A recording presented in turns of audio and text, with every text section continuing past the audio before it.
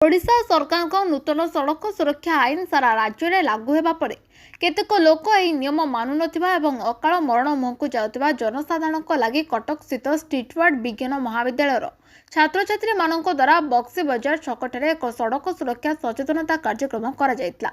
ଏହି କାର୍ଯ୍ୟକ୍ରମରେ ଅଧ୍ୟାପକ ମାନସ ରଞ୍ଜନ ପଣ୍ଡା, ଅଧ୍ୟାପିକା ସନ୍ଧ୍ୟା ମହାନ୍ତି ଓ ପରିଚାଳନା କମିଟିର ବରିଷ୍ଠ ସଭ୍ୟ ଛାତ୍ରଛାତ୍ରୀମାନଙ୍କ ସହ ମିଶି ହେଲମେଟ୍ ପିନ୍ଧି ନଥିବା ଆରୋହୀମାନଙ୍କୁ ହେଲମେଟ୍ର ଉପକାରିତା ବିଷୟରେ ବୁଝାଇ ହେଲମେଟ୍ ପିନ୍ଧି ନିଜର ଜୀବନ ରକ୍ଷା କରିବା ସହ ଏହି ବାର୍ତ୍ତା ସମସ୍ତଙ୍କୁ ବାଣ୍ଟିବାକୁ ଅନୁରୋଧ କରିଥିଲେ।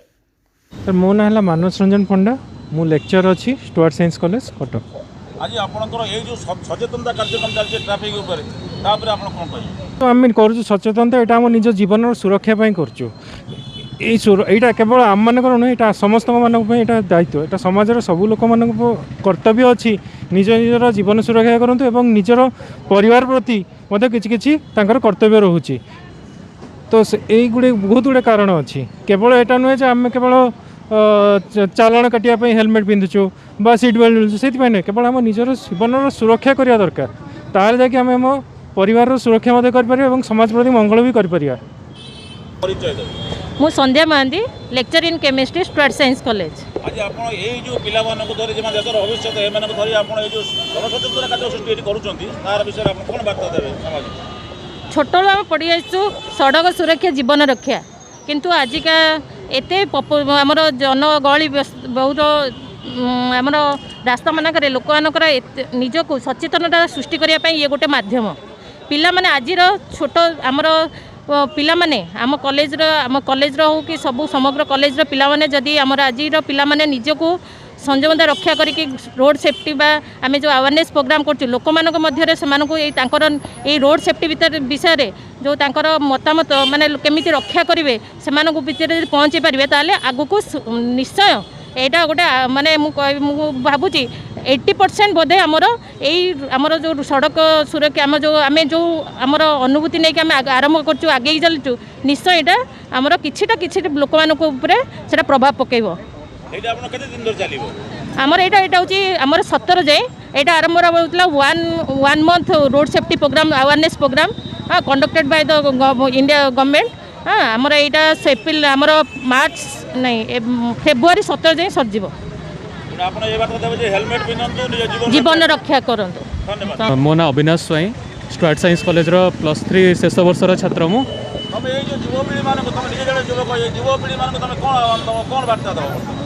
मु युवपीढ़ी मानक छोट आह्वान देवाक चाहूँगी, जदि आमठू यहाँ आरंभ न हुए तेबे देश केबे बदली पारिबनी। तो ये जो छोट इनिशिएटिव आम नहींचु यहाँ आमठू आरंभ ही आम चाहूँ सब युवपीढ़ी पाखक पहुँचू। समस्त हेलमेट पिंधु, निज जीवन को रक्षा करूँ, निजक रक्षा करूँ, देश को आगू बढ़ारे साहाय्य करूँ। मो ना अमीषा महापात्र, मु स्टुअर्ट साइंस कॉलेज रो गोटे छात्री आउ प्लस सचेतनता कार्यक्रम या विषय कोन आपण ए युवपीढ़ी के आपण छात्र छात्री मानको कोन बार्ता देबे? सर मोर या मु गोटे या कहबी कि निजको सेफ्टी रखापी जहाँ भी रूल्स एंड रेगुलेशन ट्रैफिक ये करी फॉलो करिया दरकार, निजको अन्य मानक भी सेफ रखा दरकार। ए हेलमेट जो पिंधिया को वर्तमान सरकार आईन प्रणयन करछन सेटा ठीक ना बोल?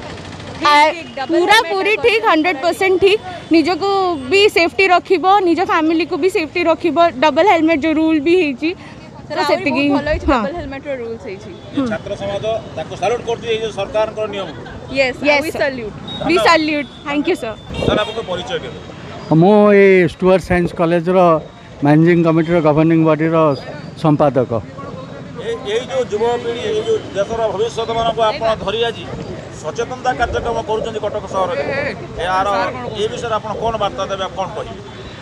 सुन आम पाखे यह एक नियम जे आने नियमगत भाव में हेलमेट पिंधा, किंतु यह जे एक सामाजिक सुरक्षार कार्य आमर सचेतनतार आवश्यकता अच्छी। आम हेलमेट पिंधा द्वारा आम निजको सुरक्षित रखुचु, परिवार को सुरक्षित रखुचु, समाज लोक मानक सुरक्षित रखुचु। यह ही आम से निकट सचेतन करने चाहूँ। केवल हेलमेट पिंधापी कहूनु, जो मैंने गाड़ी सीट बेल्ट बांधु ना अनुरोध करुँ दयाक बांधतु, कारण आम प्रत्येक एक व्यक्तिगत बृहत्तर दायित्व रही समाज प्रति। तो ये जीवनटा बहुमूल्य, ये जीवनटा को आम कौन मत बेपर भाव में आम कार्य करें ना।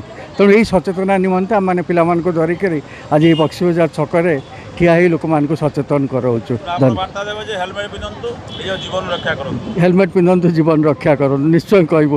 କଟକରୁ ସଞ୍ଜୟ ଶତପଥୀଙ୍କ ରିପୋର୍ଟ ଉତ୍କଳ ଲାଇଭ୍।